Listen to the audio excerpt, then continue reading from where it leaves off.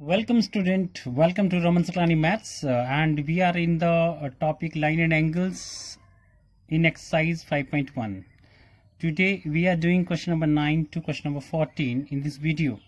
So starting with the question number 9, I have already drawn the figure. So figure मैंने बना लिया है. Now question देखते हैं कि क्या पूछा है इसमें. फर्स्ट पूछा है is angle 1 adjacent to angle 2. First का आंसर्स मैं इसमें लिख रहा हूँ, क्वेश्चन नहीं लिख रहा हूँ. Adjacent angle 1 is adjacent to angle 2 means adjacent angle कौन से होते हैं जिसमें कॉमन आर्म होती है, कॉमन वर्टेक्स होता है, तो दोनों इसमें सेटिस्फाई कर रहा है. तो आंसर आएगा यस. इसमें कॉमन वर्टेक्स भी है एंड कॉमन आर्म भी है उसी. सो आंसर आएगा यस. सेकंड आपके पास आता है is AOC adjacent to AOE. AOC adjacent to AOE. So आप देखेंगे AOE के बीच में AOC लाई कर रहा है.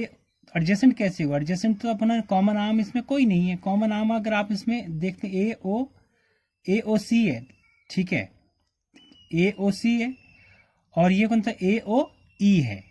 तो जो एंगल है ये इसी के बीच में ही लाई कर रहा है. क्लियर है? सो इसमें आंसर आएगा आपका नो. क्लियर? देन आपके पास आता है कि third, do COE and EOD form a linear pair. COE देखिए COE एंड सेकंड आपके पास दे रखा है EOD. लीनियर पेयर फॉर्म कर रहे हैं ये. सो आप लिखें लीनियर पेयर का मतलब क्या होता है कि जब लीनियर पेयर फॉर्म करता है तो जो इसकी नॉन, एक तो देखो लीनियर पेयर में क्या हो गया, एक COE की बात करी उसने, किसकी करी? COE और EOD की. सो जो नॉन कॉमन आर्म है वो क्या एक दूसरे के वर्टिकल अपोजिट होना चाहिए लीनियर पेयर में, तो इसमें वर्टिकल अपोजिट है और ये 180 भी फॉर्म करें. इनका सम कितना होता है? 180 होता है और कॉमन इसमें वर्टेक्स होता है, एक कॉमन आर्म भी इसमें होता है. तो COE and EOD form a linear pair. तो यहाँ का होगा आंसर यस. फोर्थ आ गया आपके पास RBOD and DOA supplementary. RBOD BO and D और सेकंड कौन सा हो गया? एंड DOA क्या ये सप्लीमेंट्री फॉर्म कर रहे हैं?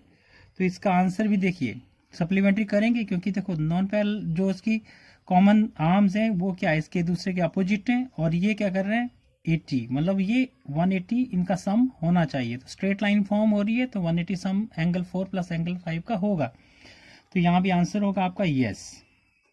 फिफ्थ आपके पास आता है कि RBOD एंड DOA, ये तो हो गया सप्लीमेंट्री हमने कर लिया. Is angle 1 vertically opposite to angle 4. Angle 1 is vertically opposite to angle 4.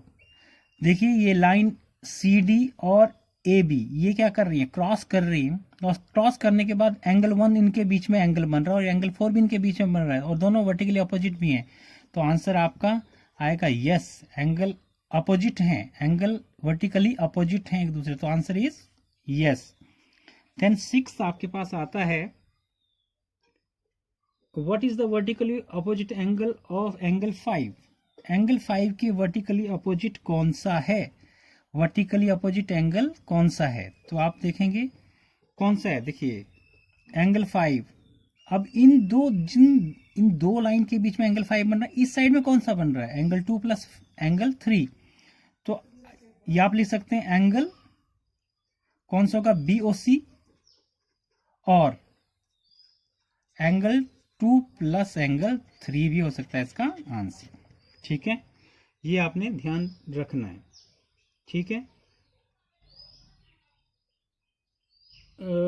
हमने कर लिए हैं शायद इसके सारे. What is the vertical opposite angle of angle 5 हमने कर लिया है. Now move on question number 10 में फिगर ड्रॉ करते हैं.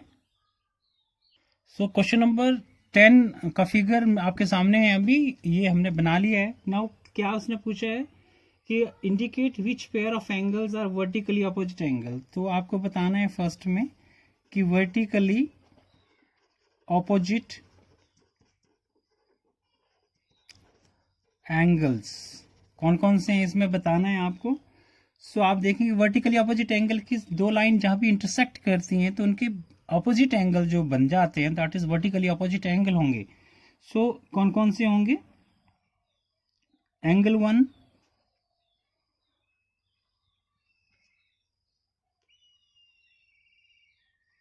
Angle 1 and angle 4, then angle 5 and angle, देखिए ये दोनों एंगल इसमें ऐड होंगे क्योंकि ये एंगल 2 और एंगल 3 दोनों को ऐड करके आप देख सकते हैं एंगल 2 प्लस एंगल 3, तो ये वर्टिकली ऑपोजिट एंगल इसमें होंगे। क्लियर। देन आपको एक चीज और पूछता है इसमें, सो नेक्स्ट में आपको बताना है कि लीनियर पेयर कौन से इसमें। तो आप लीनियर पेयर देखेंगे तो लीनियर पेयर के लिए जो कंडीशन होती है कि जो उसकी जो नॉन कॉमन जो साइड होती हैं वो अपोजिट होनी चाहिए। तो आप देखते हैं कि एंगल 1 और एंगल 5 ये लीनियर पेयर फॉर्म कर रहा है। देखिए ये इसकी दोनों साइड ये दोनों अपोजिट हैं तो एंगल 1 एंड एंगल 5 आएगा, एंगल 1 एंड एंगल 5। और सेकंड आपके पास आएगा इसके भी, देखिए ये एंगल 5 और एंगल 4 ये दोनों भी क्या है, ये भी लीनियर पेयर फॉर्म कर रहे हैं, angle 4 and angle 5। Linear pair में आपने एक चीज देखनी है कि जो नॉन कॉमन साइड जो है इसकी जो एंगल की वो एक दूसरे के अपोजिट होनी चाहिए। तो ये अपोजिट इसमें बन रही है इसलिए ये लीनियर पेयर है। और लीनियर पेयर का सम हमेशा कितना होता है, 180 डिग्री होता है। क्लियर, बात समझ आ गई। Okay, then move on next question, that is the question number 11। Question number 11 में हम देखते हैं, हमसे पूछा है एक फिगर आपको ड्रॉ करना है। क्वेश्चन नंबर 11 में फिगर इज लाइक दिस, ऐसे एक फिगर है और ऐसे फिगर ड्रॉ करा है। This is angle 1 and this is angle 2। आपसे पूछा है is angle 1 adjacent to angle 2, क्या एंगल 1 एंगल 2 के एडजेसेंट है। तो आंसर इसका आएगा नो। क्यों आएगा इसका answer no, because angle 1 and angle 2 have not common vertex. क्या कंडीशन होनी चाहिए थी, कॉमन आर्म तो है, दोनों के बीच में कॉमन आर्म तो है बट कॉमन वर्टेक्स नहीं है, इसलिए दोनों एडजेसेंट नहीं है। क्वेश्चन नंबर अब हम करेंगे 12। क्वेश्चन नंबर 12 में आपको करना है find the value of x y and z. अब आपको क्वेश्चन इस प्रकार से दिया हुआ है। क्वेश्चन क्या है कि आपको एक्स वाई जेड की वैल्यू फाइंड आउट करनी है। This is x and this is y, this is z and it is given 45 not 55 degree आपको दे रखा है। सो हम क्या लिखेंगे, आंसर इसका निकालेंगे सोल्यूशन। ठीक है, तो क्या होगा, x इज इक्वल टू 55 हो जाएगा। कैसे, इसको रीजन भी लिखना आपने, वर्टिकली ऑपोजिट एंगल्स। ठीक है, वर्टिकल ऑपोजिट एंगल हो गए। नाउ हम देखते हैं कि angle y plus 55 equal to 180 degree, क्योंकि y और 55 क्या कर रहे हैं, क्या बना रहे हैं, ये बना रहे हैं लीनियर पेयर बना रहे हैं। और लीनियर पेयर का सम कितना होता है, 180 डिग्री। ये लीनियर पेयर हो गया तो उनका सम कितना होगा, 180 डिग्री। सो यहां से y की वैल्यू हम निकाल लेंगे, इसको यहां पे ट्रांसपोज कर दीजिए तो होगा 180 डिग्री माइनस 55 डिग्री। सो ये बन जाएगा आपके पास y is equal to 125 degree. अब y की वैल्यू 125 डिग्री आ गई, x की वैल्यू आपके पास 55 डिग्री आ गई, तो z की कितनी होगी, तो y is equal to z equal to 125 degree. तो z इज ऑल्सो 125 डिग्री। अब क्यों आया, बिकॉज इसमें भी आएगा वर्टिकली ऑपोजिट एंगल्स। ठीक है, यही रीजन इसमें आएगा। सो तीनों की वैल्यू आपके पास आ गई। ऐसे आपने इस क्वेश्चन को करना है। Move on the next question, next part, that is 12th question. हमारे पास आएगा क्वेश्चन नंबर 12 का इसका सेकंड पार्ट। इसमें आपको दो इंटरसेक्टिंग लाइन तो दी हैं, दो इंटरसेक्टिंग लाइन आपको दे दी हैं ऐसे, and one line is like this. This is x, this is 25 degree, and this is z, it is 40 degree, and y is given, it is not given, it is y. ठीक है, now you have to find out the value of। अब सबसे पहले देखेंगे vertical opposite angle कोई है। पहले vertical opposite angle हमने देखना है कि जो लाइन इंटरसेक्ट कर रही है, दोनों इंटरसेक्ट कर रही है, तो z is equal to 40, z is equal to क्या हो जाएगा 40। रीजन वही आ जाएगा क्या, वर्टिकली ऑपोजिट एंगल्स। ठीक है, z आ गया हमारे पास। नाउ अगर हम करते हैं तो y प्लस 40, ये लीनियर पेयर फॉर्म कर रहे हैं, तो इनका सम कितना होगा 180। सो हम क्या करेंगे, यहां पे लिख देंगे लीनियर पेयर, लीनियर पेयर हो जाएगा। देन इसको मूव कर दीजिए इधर। So y is equal to 180 degree minus 40 degree, then y is equal to 140 degree. तो y की वैल्यू कितनी आ गई 140, y की वैल्यू कितनी आ गई आपके पास 140। z आपके पास ऑलरेडी आ चुका है कितना 40 डिग्री। नाउ आपको x निकालना। Now y is equal to x plus 25, vertically opposite है, vertically opposite angle. So y की वैल्यू कितनी है 140 डिग्री, तो x प्लस 25 डिग्री कितना हो जाएगा, x की वैल्यू, अब इसको यहां ट्रांसपोज कर देंगे तो क्या हो जाएगा, x is equal to 140 minus 25, it becomes 115 degree. तो x की वैल्यू कितनी आएगी 115 degree. So in this way आप इसको फाइंड आउट कर सकते हैं। Now move on question number 13। Question number 13 fill in the blanks है, इसमें आपको आंसर देना है। If two angles are complementary then the sum of their measure is, complementary होगा तो 90 डिग्री मेजर होगा। ठीक है, हमेशा याद रखिए। सेकंड में if two angles are supplementary then the sum of their measure is, कितना होगा हमेशा 180 डिग्री, ये भी आपको मालूम होना चाहिए। थर्ड में क्या है, two angle forming a linear pair are, two angle forming a linear pair, जो लीनियर पेयर फॉर्म करेंगे हमेशा सप्लीमेंट्री होंगे। मैंने ये आपको जब इंट्रोडक्टरी पार्ट कराया था पहले इसका, तब भी मैंने आपको बताया था सप्लीमेंट्री होंगे।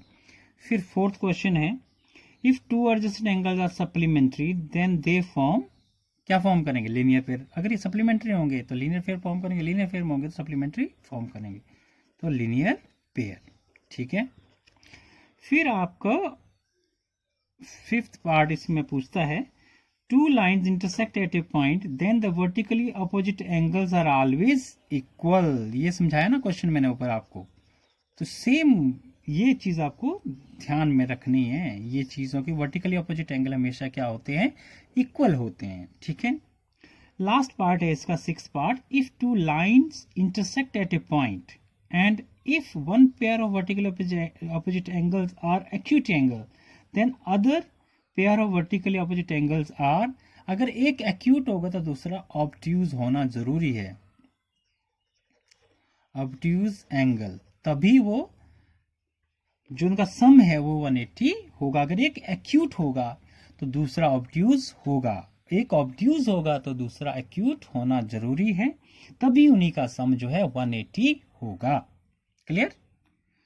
चलिए क्वेश्चन नंबर 14 की तरफ चलते हैं।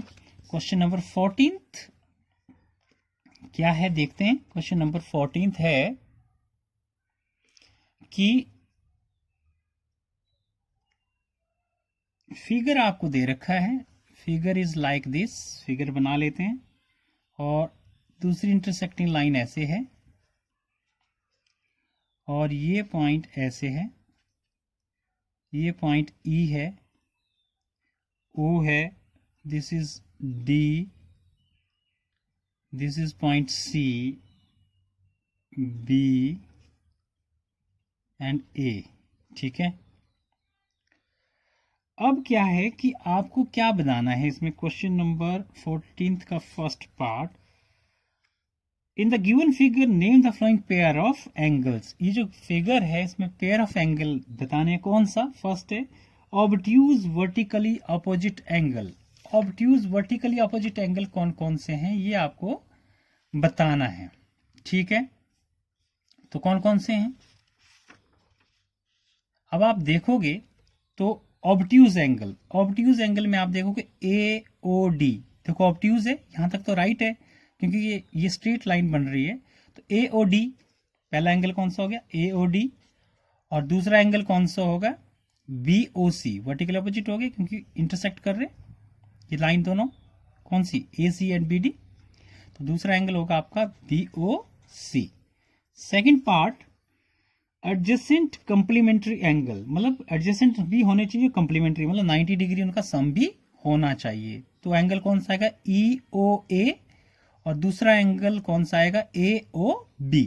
देखो 90 हो रहा है इनका सम, तो एंगल आएगा आपका ई ओ ए प्लस, प्लस भी लिख सकते हैं, अदरवाइज प्लस लिखने की जरूरत भी नहीं है क्योंकि इनका सम कितना होना चाहिए, 90 हमें मालूम होना चाहिए। आपको एंगल पूछा है तो एंगल ही बताना है, ए ओ बी। थर्ड में आपसे पूछा है equal supplementary angle. Equal supplementary angle का मतलब हुआ कि दोनों इक्वल होने चाहिए और उनका सम कितना होना चाहिए, 90 90 और 180। तो देखिए इक्वल कौन से, ये 90 का है तो ये भी क्या होगा 90, तो एंगल ई ओ बी, और दूसरा एंगल कौन सा हो जाएगा, angle E O D, angle E O D. फिर आएगा फोर्थ आपका unequal supplementary angle. Unequal supplementary angle आपके पास सप्लीमेंट्री होंगे मतलब सम उनका 180 होगा लेकिन वो अनइक्वल है, तो आप देखेंगे ई ओ ए ये वाला एंगल हो गया, प्लस दूसरा कौन सा ई ओ सी हो गया, angle E O A and angle E O C, समझ आ गया, कौन सा हो गया फोर्थ पार्ट। फिफ्थ पार्ट में क्या है आपका, adjacent pair that do not form a linear pair. Adjacent pair बताने हैं जो कि लीनियर पेयर फॉर्म नहीं कर रहे हैं। लीनियर पेयर फॉर्म करने के लिए आपको मैंने बताया था कि जो उसकी जो नॉन कॉमन साइड्स होती हैं वो एक दूसरे के अपोजिट होती हैं। तो अब देखते हैं किस किस में होगा, एडजेसेंट एंगल भी होने चाहिए and do not pair a linear form, linear pair, और लीनियर पेयर फॉर्म नहीं करते हैं। तो देखिए पहला आएगा ए ओ बी, और दूसरा कौन, इसके साथ कौन सा, ए ओ ई, ये दोनों क्या हैं, लीनियर पेयर फॉर्म नहीं कर रहे हैं, तो angle A O B and angle A O E एक आ गया। और कौन सा दूसरा होगा, दूसरा देखते हैं, अब देखो angle A O E B है और उसके साथ में angle E O D, angle E O D होगा उसके साथ। थर्ड में कौन सा आ जाएगा, एंगल ई ओ डी और डी ओ सी, ठीक है, angle E O D and angle D O C. So ये जो है तीन पेयर हैं जो कि एडजेसेंट तो हैं बट वो लीनियर पेयर फॉर्म नहीं कर रहे हैं। सो इसी के साथ this is the last question of the exercise, इसके साथ यहाँ पे एक्सरसाइज खत्म होती है। सो उम्मीद करता हूँ आपको ये पसंद आया होगा, ये लेक्चर आपको समझ भी आया होगा। अगर आप इसको ध्यान से पढ़ेंगे तो आपके सारे डाउट क्लियर होंगे, और एक बार आप प्रैक्टिस जब करेंगे इंडिपेंडेंटली, मतलब घर में जब आप एक बार समझ लेते हैं कॉन्सेप्ट को, फिर आप प्रैक्टिस करते हैं तो चीज़ें ज़्यादा क्लियर होती हैं। क्योंकि वीडियो आप देख तो लेंगे, उससे आप कॉन्सेप्ट समझ जाएंगे, पर जब आप इंडिविजुअली क्वेश्चन करेंगे तब आपके सारे डाउट्स क्लियर होते हैं, तब आपको पता भी चलता है कि कहाँ आपको प्रॉब्लम आ रही है। So thank you guys, and ये काफ़ी दिनों से आप ये अच्छी तरह से देख रहे हैं ये वीडियो, एंड आप कमेंट बॉक्स में लिखते हैं आपको पसंद भी आता है, बट उम्मीद मुझे यही है कि अगर आप जितना प्रैक्टिस करेंगे और जितना आप मेहनत खुद करेंगे, आपका कॉन्सेप्ट क्लियरिंग उतनी अच्छी होगी, मैथ्स आपको उतनी अच्छी तरह आएगा। तो thank you very much for watching the video, and if you like the video, and please share and subscribe. Keep smiling. Bye bye.